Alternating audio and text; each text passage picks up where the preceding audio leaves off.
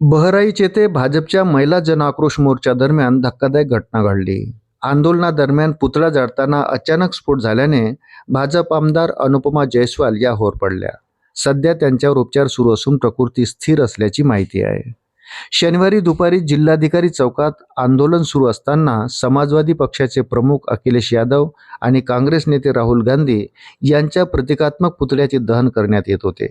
यावेळी अनुपमा जयस्वाल यांनी पुतळ्याला आग लावण्यासाठी काडी पेटवली असता पुतळ्याच्या आत अचानक स्फोट झाला। या स्फोटामुळे आगीचा भडका त्यांच्या चेहऱ्यावर आला।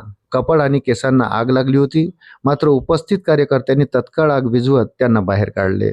त्यानंतर पोलिसांच्या वाहनातून त्यांना रुग्णालयात दाखल करण्यात आले। भाजपचे जिल्हा उपाध्यक्ष राहुल राय यांच्या मते पुतळ्यात पेट्रोलचे प्रमाण अधिक असल्याने हा स्फोट झाला असावा।